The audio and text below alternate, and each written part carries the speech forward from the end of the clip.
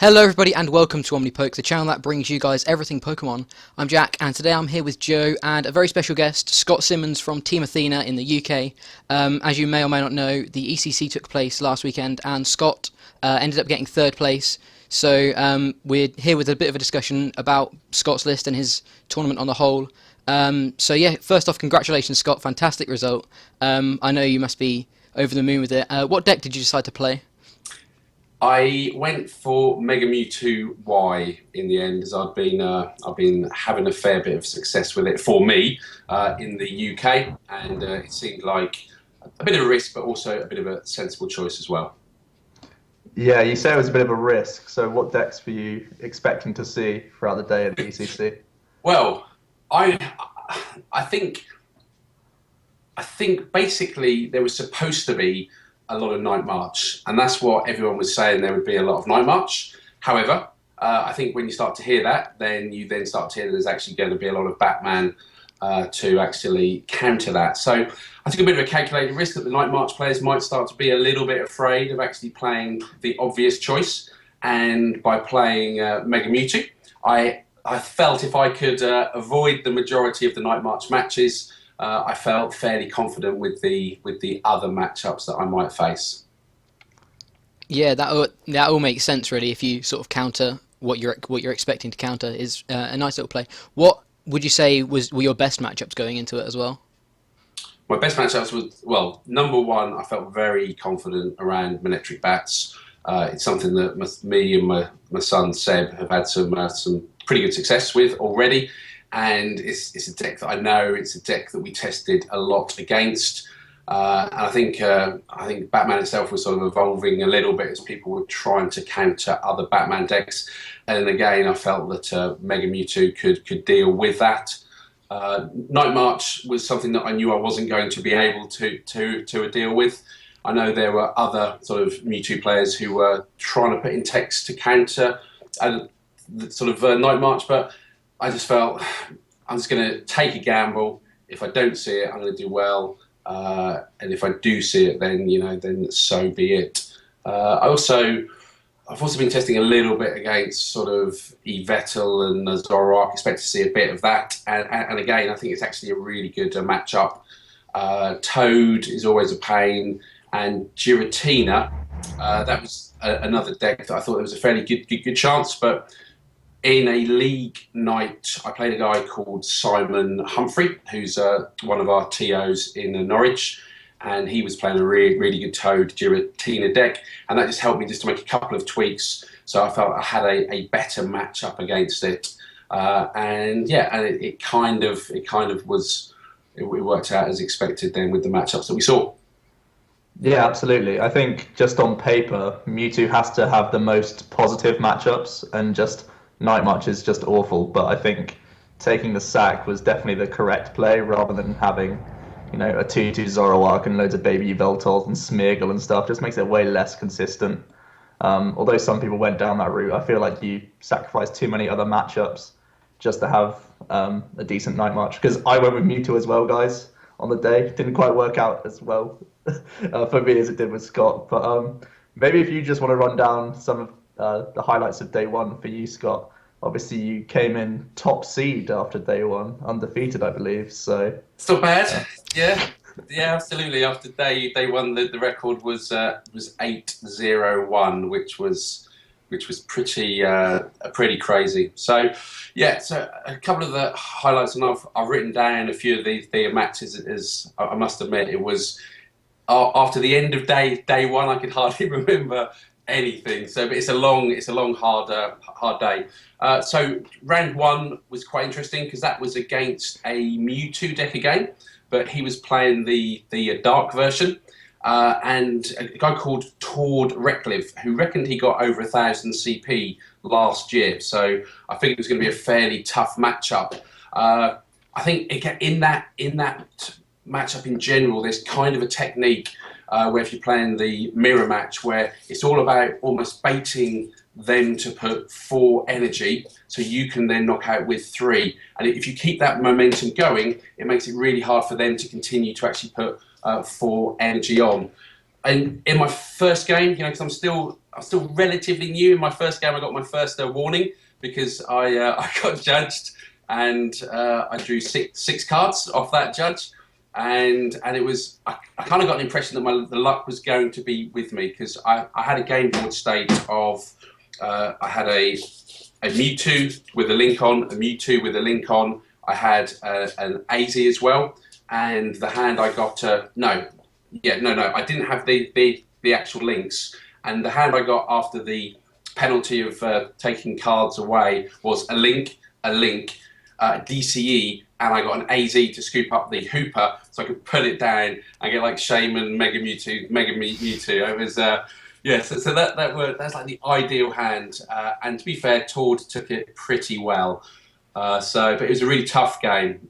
Game 2, Batman, the guy just drew really badly. Game 3, it was a guy, Ravenesh, who I think has played in Aldershot before, but he played in Vettel, and it's that classic thing where they almost try to go toe-to-toe with a Mega Mewtwo Y that can also a damage change, and that's just, it's not going to work out well for them. Then Game 4 was an interesting deck, actually. It was sort of AZ/Bronzong, which I think for the meta was a really good call. However, against Mega Mewtwo Y, it's a really bad call. And you know what? I was delighted because I think there's a guy called Nico Suter, and I was just looking at the latest rankings, and he's obviously quite a decent guy. I think he finished like 13th after day 1. But it was just like, again, that was just an ideal matchup compared to being faced with like a Night March compared to that. So that worked out well. And then it was my first Toad Tina matchup, which was probably, which I then saw an awful lot of. There was a lot of Toad Tina at the top. And I think that's when a few of the UK guys who was playing Mewtwo Y began to sort of run into a few more challenges. But I think with that matchup, you have to protect. It's almost like you have to bait them to stop attacking with Toad and to make a move with Giratina, making sure that you've either got some Mega Turbo or you've obviously got access to a Hex, and you almost want them to swap. So I can't remember if it was with this matchup, but it was with one where I Skylared for a Shrine of Memories. I didn't need it, but I almost thought, right, if this can make him unbreak the Toad because he's worried about me sticking that in play and bring up the Giratina, then it's going to make my life a little bit easier. So, but in that game, I lost the first and I won the second. And I actually think, to be fair, I was probably going to lose the third as well.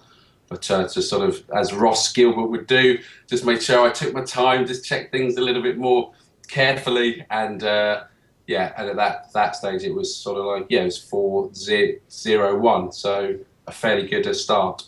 I had some memories come back though at that stage, because at Worlds last year I played in the Boston Open, and again I was 4-0-1, going in with 2 games, only needed to win 1, and I actually lost both those games. So you always start to get those mental pieces creeping in. And I know I was speaking to like yourself, and you'd sort of dropped down on a couple, and Alex Dowd lost one, and it's like, I know, this fantastic deck, it can be beaten. And then I went into another Toad Teen game, a guy called Finn Luft. Again, it looks like he's a really good player, and that was probably the toughest and the best game I had in day 1. And what won it for me is I played 2 Hex, and he was all over my deck. He was looking through my discard. I played Tan Map, so he knew I didn't have sort of a Hex there. But my last card, I was down to like 3, and I knew there was a Hex there. And I was just sort of like waiting, and I think he thought he'd won that game, and then just pulled it out. And I thought it was quite cool, actually, because I didn't even need to look at the card. It was just like, Hex. and he kind of liked it, but he didn't. He was like, how can you play two Hex? And it's like, well, this is a tough matchup, you know, and Absolutely. you have to do it. And that was one of the changes that I put in place after playing this guy Simon back in Norwich, because it's a really tougher matchup. Next game, Stephanie from France. I thought, okay, this has got to be Night March. I'd heard that there was a lot of French players playing Night March, and I was like, oh no, are you a Night March? You know, because it's an easy win. But again, that turned out to be Toad Tina as well. So I can't remember much of that game, just that I somehow managed to win. And then Lisa, I played, and she was top seed then. She'd gone 7-0. And an interesting game again. It was Toad Tina again. She easily won the first. I got a little bit more lucky in the second, that classic thing of just being able to hold back the Mega Turbo, so when they release the lock, you can just come back quickly. And I think that was the first time as well where she'd done the maths and she thought she should be fine. But the beauty of Pokemon, the Center Lady, where it's a little bit unexpected, throws their maths, just so important. And then there's only like 5 minutes left. And so I said, look, do you want to ID? Because I was quite tired, and she said, no, we play. Okay, fine. And I don't know. I'm quite into like, I don't know if it's karma or chaos theory, or that sometimes if you're nice, you offer something, then the luck goes with you. It might just be psychological, but then she dead drew. She had 2 toads. She was hitting. She didn't have the energy. I had a Mega Turbo in hand. I put on a basic because I figured she's going to have a load of hammers in her hand, and she threw 4 tails in a row. And was sort of looking around the room. So, but it didn't matter because that was going straight back on. And then last game, first UK player, Tamau. I knew he was playing a Batman. And again, Tamau's an absolute, class guy, because we sort of discussed things. I talked around a tie, but he absolutely was. No, we should play because we're UK players. It'll keep 3 points within the UK players. Even though he knew he was going to have a tough matchup, and I think again, Centre Lady is just. I think he joked that he's having nightmares about it because Tamau played it perfectly. He was spreading the damage. He wasn't giving me the chance to damage change. But when you've put effort into putting like sort of a magical sort of around 50 or 60 on, and then you just Center Lady it off, you can almost see the face of the player just like drop. What can I do? And he didn't play because Tamau built his deck. I think rightly so. For the mirror, he put some good text in it for the mirror, but what that had meant is he couldn't play Faded Town, and if you don't play Faded Town against Mega Mewtwo Y, because I've done the matchup a lot, then it's going to be a real struggle. And no Giovanni as well, which you don't normally expect to see, but I was pleased not to see that. So, so end of day 1, 8-0-1. Pretty crazy, and and some tougher matchups where Pokemon Center Lady was definitely my sort of MVP. Yeah, that record on day 1 is just fantastic. Like Joe said, top seed is just great. It sounds like you navigated a lot of the matchups really well as well, so it just shows how useful sort of the testing has been. I know you've been playing Mega Mewtwo for quite a while now, so you know all the matchups, you know when you've got to put energy on things like that. So it just sounds like you played it perfectly, in all fairness. So yeah, you were 801 going into top 32. What were your games in top 32? Can I just ask something? Yeah, Because I went 5-3-1 with Mewtwo, and 2 of my losses were Totinas. Can you explain how you navigated the matchup other than holding hands? Because I always found it difficult to.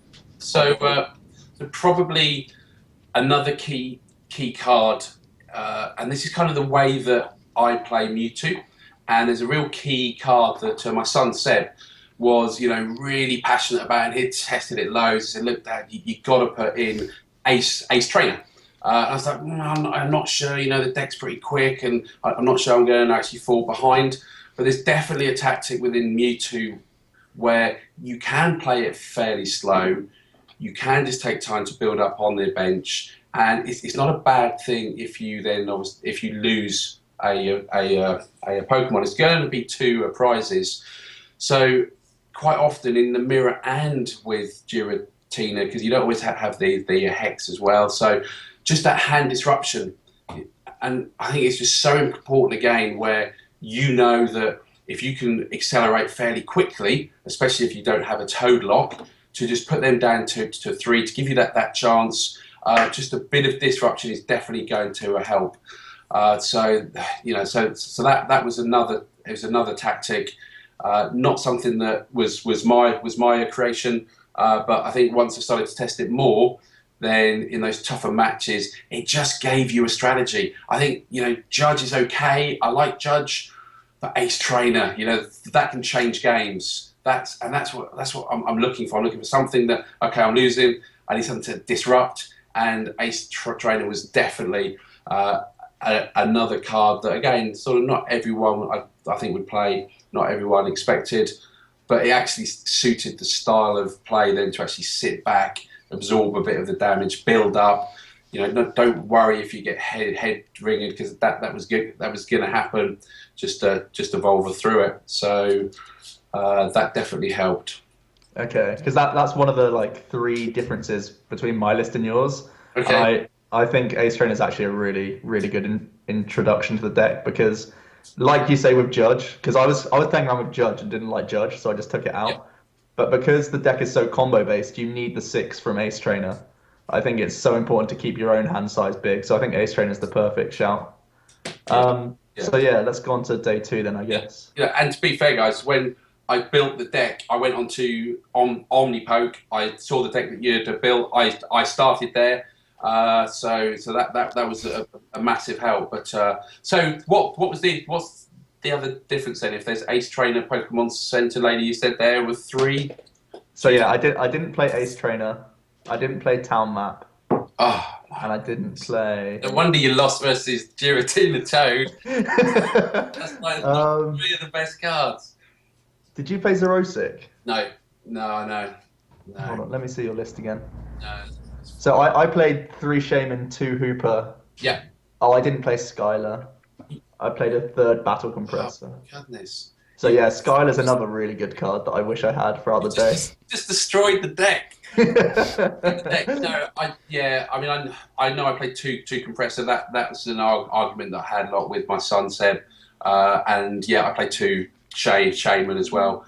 I just think again the control, but that's my style playing this deck, where I'll sit back, I'll take it slower. So those cards, Skylar, Center Lady, Town Map as well, it just falls nicely into that mould. But yeah, so I think your deck and in my opinion. Trust me, I like your list more. I've never played Mewtwo before. I think that was the biggest mistake for me picking up the deck. Yeah. Because listening to how you navigated matchups, it seems like I tried to navigate them differently. So yeah, I mean, it wasn't always easy though at all. Sure. So then, yeah. So then day 2, it was day 2, wasn't it? Yeah. So I ended up for first seed, which is cool. And I went in and I was against. What was my first game? My first game was Philip Schultz, who played a pure Toad deck. I think he just played. I mean, his list's online now, but I think I only ever saw Toads, and it was really difficult. I played him in that round. I lost 2-0. I always felt I was close. I always took some prizes, but something just felt that he's pretty much always in control.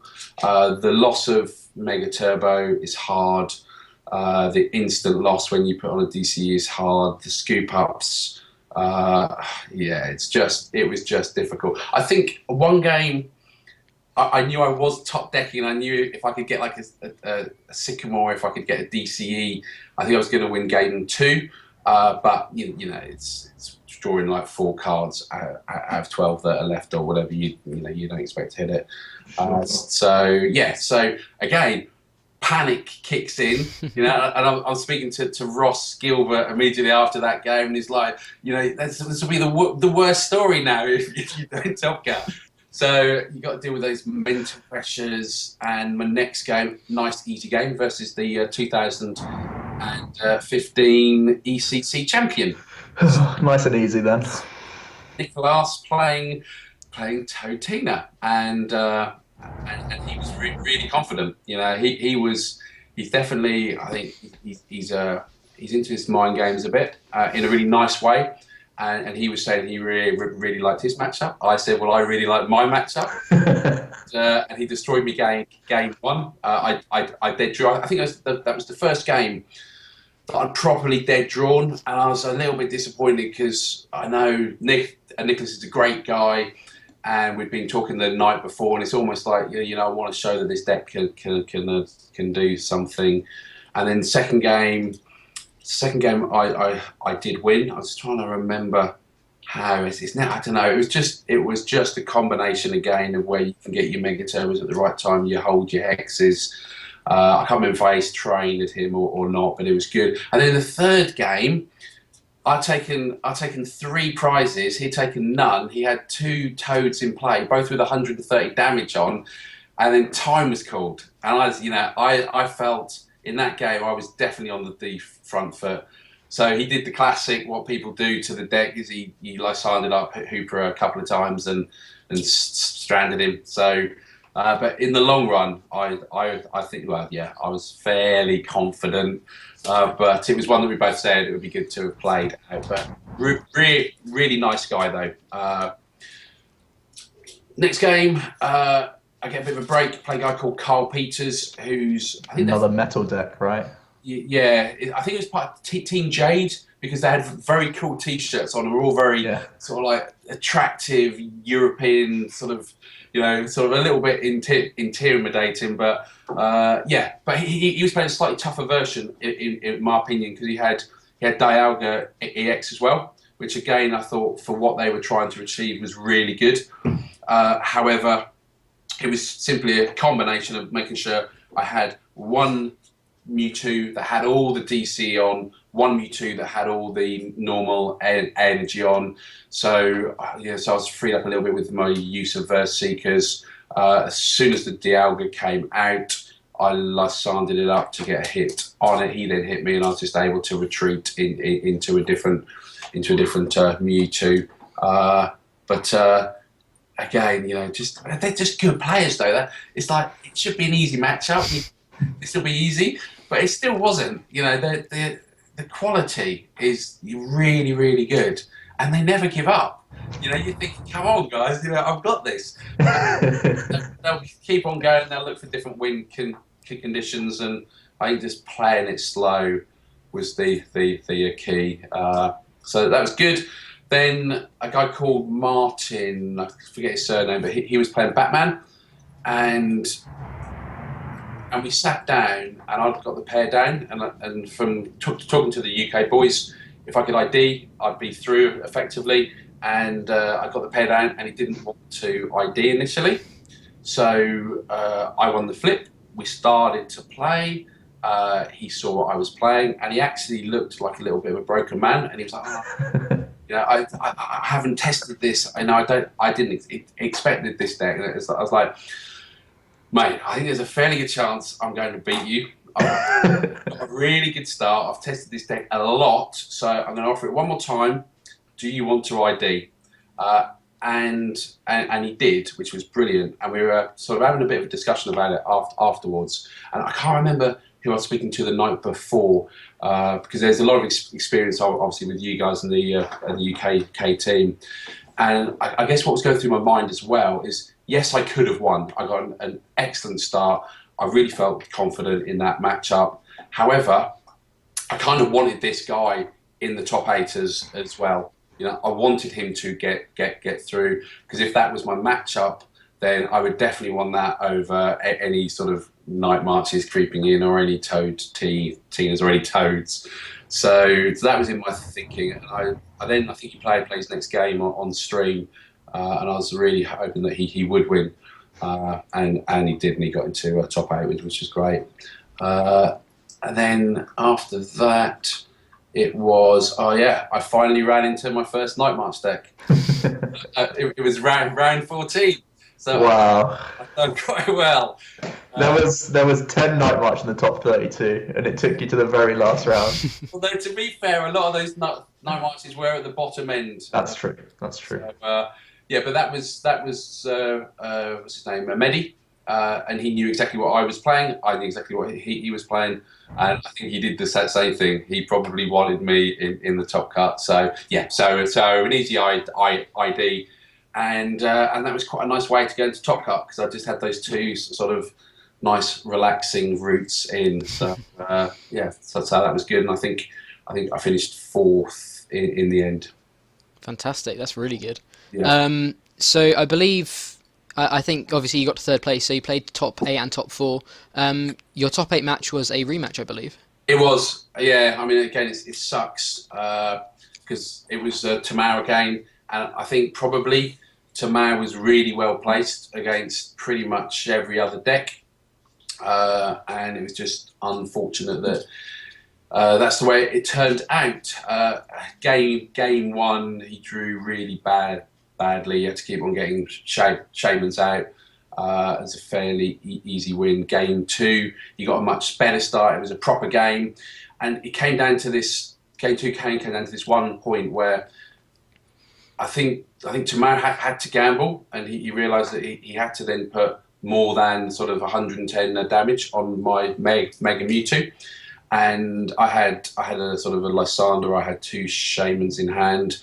I didn't have a Verse Seeker either, but I think I might have had a Sycamore. So I decided I never want to put Symonds on the bench in a sort of in a game versus Batman. But I now had this opportunity where with 2 Symonds in hand, I think I needed like a Mega Turbo, and I needed a Shrine.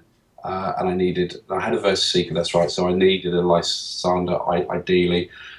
So I just decided at the time and the state, if I knew if I could get those cards and they were quite sort of healthily within my deck. So I sort of Shamaned, missed everything on the first Shaman, got an Ultra Ball, so thinned my deck out. And then got a Lysander, so I didn't need to use the Verse Seeker that I had, which was good. And got the Mega Turbo and the Shrine, and so it was able just to sign up with Shaman, heal my Pokemon, and also get two reprisals. But if I'd have missed that, then it would have gone to a game 3. So I think it was the right play from both of us. And yeah, it's just like a shame, as I said, that we were against each other. Yeah, that is a quite shame. Unfortunate. Yeah. UK on UK is a shame, especially because. Yeah, when you look at the other top 8 decks, I think Tamal could have had a great shout against the majority of them. Absolutely. Because he had the Crushing Hammers rather than Super Scoop Ups. It's perfect for every other matchup. But against Mewtwo, you want the Super Scoop Ups every time, I think. Yeah. Because you're not bothered about energy destruction because of Mega Turbos, really. Yeah, exactly. So the top 4, that was on stream, I believe. Yeah, So yeah. You know what? And I believe it's on YouTube somewhere. I've got the link, so I'll put it in this video. Yeah, it was always going to be a tough game. In game 1, so this is the Straight Toad deck, right? This is Straight Toad. This is Philip Schultz again. And the idea was, because we were all having a chat about it, and the idea was, in an ideal world, if I can effectively get a Mega Mewtwo on the bench, focus on powering up the Mega Mewtwo on the bench, then I don't have to worry about Flare Grunt, and it's going to give me a better chance. You know, things like when you're attacking, don't lay an energy unless you can lay another one, and it sort of went okay. I think there was a couple of times again. It was all a bit of a blur because I've got Cake Wolvin is like providing some banter in the crowd, which is superb. And having a go with the Germans, all in good jest around flips and stuff. And you're on stream and I was because I was playing it differently. I was having to think. I was almost had this thought process around what do people think or the way that I'm playing it, because I did play it slow, and that was the way that I played the actual deck.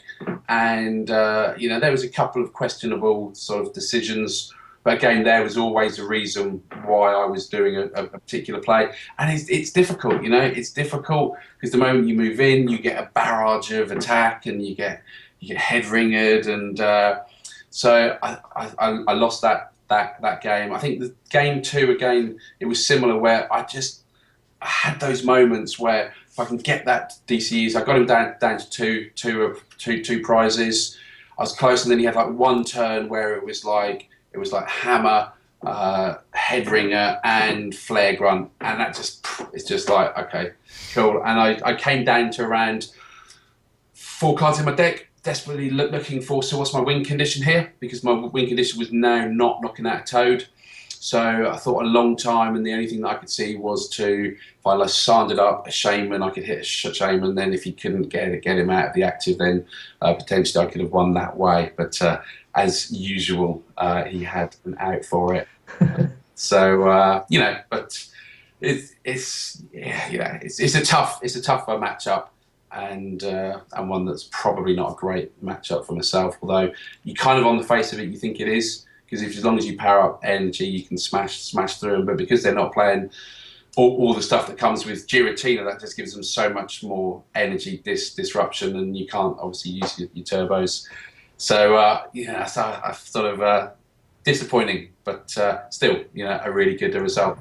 And if I'd have got through it anyway, I would have faced a proper Night March and I had to actually play. So I don't think that would have ended well. But I was delighted to obviously get the third place trophy though. So fantastic, yeah. Without even actually really facing a Night March as well, which is the best thing. It is, it is absolutely. But as I'm sure a few of my UK teammates will testify to, Toad Tina was also sort of pretty tricky as well. I think you have the amount of Toad Tina you had to go through and win. That amazes me just as much as, you know, people winning against Night March with Mewtwo. Some UK players did it, but the sheer amount of Toad Tinas that you beat is really spectacular for me. I think the top 4, it was just a really horrible matchup. I think it was 3 Flare Grunt, 2 Zerosic, 4 Hammer, 2 Enhanced. Yeah. And they're never going to break the Toad lock. I think with is it 10 energy in your deck? Yeah. I think he's always going to run you out before you can win. So I think it's really tough for you to win that game. Yeah. So I played him 4 games and lost all 4. So you know that's fair, isn't it? Really. Yeah, but then again, it's a one deck that, you know, no one's expected to see Toad without Giratina because everyone thinks doesn't have the sort of output to take 6 prizes. Normally it'll just mill itself out first, because I remember I saw in seniors there was a deck very similar with like loads of vests and rough seas and stuff and just Toad, but it managed to deck itself out a lot of the time, and that's how it lost. Because it never takes enough prizes. I think that well have been the route I should have tried, you know, but I don't really know what route you can try unless you just pause every turn and see what they do. Like, I think it's very difficult to manage that matchup, you know, in any sort of way. I think it is a bit of a awkward deck to play around.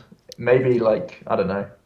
Yeah, I don't really see how you could have won without being, you know, baiting something to make him do painful sycamores or something like that. But I don't really see him doing that sort of play. Yeah, well, my tactic for this weekend is just to build a really anti-Toad deck. So I'm going to get some sort of stress relief that way, I think. Brilliant. Play some Vespiquen. Yeah, absolutely. Okay, so looking at the list, like I say, I think I agree with just about every single card. Was there anything throughout the days that you really would have wanted in the deck? I know a few other Mewtwo players were playing Zerosic in their lists, stuff like that. Did you find the town map definitely warranted its slot, stuff like that? I mean, town map, I mean, it just suits me because I really find it useful that, you know, there are far better players in terms of those guys who can look through their deck and they can look for the key cards and they can remember, you know, what's there in the heat of the game and the amount of games I tend to forget, was it this game or last game? So just having town map there, I just find really useful in terms of knowing the actual deck, because I know my deck really well. so I can make the right decisions. It just helps me with those gambles that if I'm going to Shaman here, if I'm going to Sycamore here, what's the percentage chance? What's the likelihood? If I don't hit it, what sort of situation am I going to be in? Is it going to be that bad or not? So, I love it for that. And also I really like it because I sort of see it as a load of mini teammates that are just there for every knockout, and you can take exactly what you are like. But it's one of those cards that I don't think you have to play. And it was probably that and Zerosic, because I was playing as Zerosic before. I think it went out for Ace. Where it was, I think my decisions were, it was third Compressor, it was Zerosic.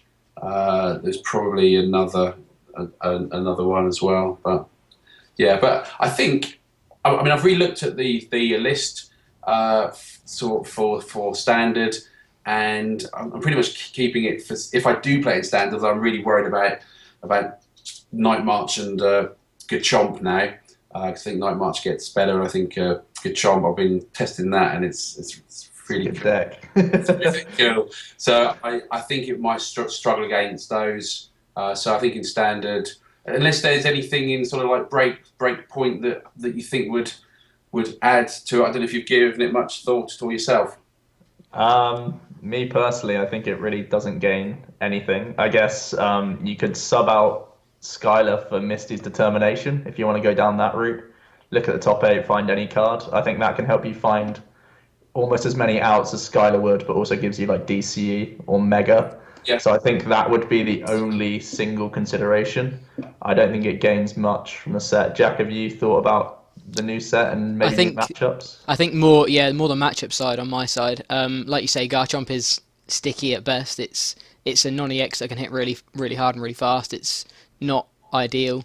I think the thing that perhaps hurts it the most is Fighting Fury Belt, because EXs now have the same HP as Mega Mewtwo, so it makes damage change, and even the Infinity, I can't remember what it's called. Psychic Infinity. It makes it even harder for them to reach that knockout. It means they some Pokemon now have Mega HP just on a normal EX, which is like the deck revolves around damage changing on EXs and Shamans and things, and it makes it a little bit more difficult, I think.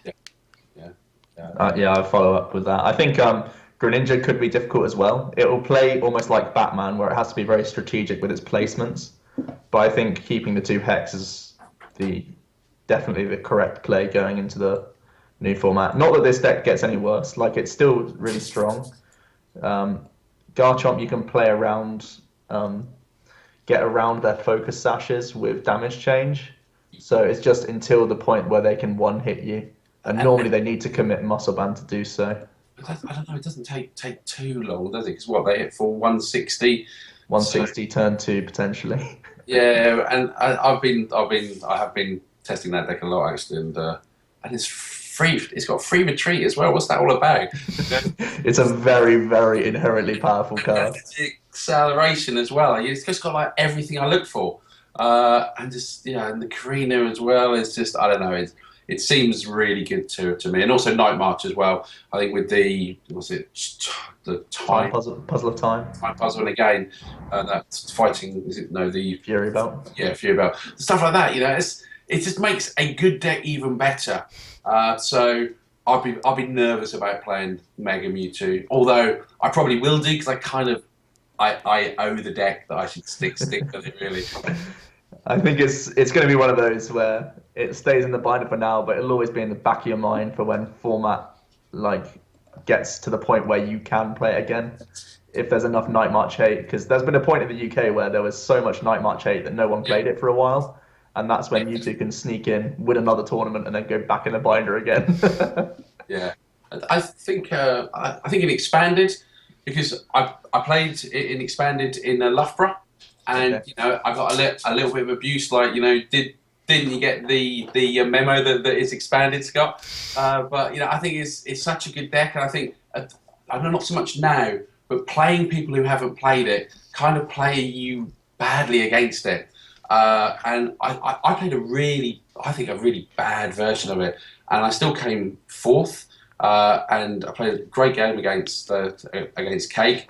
And although he won and he plays it really well, there was still, I think, 3 flips that he had to hit to stay in the game. And that was a bad version. So if I go to, I think it's Dunstable's Expanded, it wouldn't surprise me because I've done a bit of work on Expanded, just because I think in Expanded, Night March is a bad play. I think you lose the bad matchup of Night March, but I think Yveltal becomes slightly more awkward with Laser and Dark Patch. I think that's, how you were saying earlier, Yveltal can't keep up. Yeah. I think it has a lot easier time keeping up in that matchup. And a lot are now playing Fright Night to do 60-60 snipes, which can be awkward. I mean, you can Sense Lady one, but you can't Sense Lady both. So that's harder. I might take in a Magnazone or whatever, just so I can do a 2. I forgot about Magnazone. Yeah. And I think another issue for Mewtwo and Expanded, you know how we said the Toad deck that just has so much disruption is really difficult to beat. I think Sable Garb is that deck now as well. Okay. I don't think you really have the sort of space to tech in a whole lot of stuff to get around Life Do a lot and hammer spam you, so that's quite difficult. Although you do have the Mega Turbos, so maybe you can just burst through, but I'm not so sure that just 4 Mega Turbos is going to see you through. No.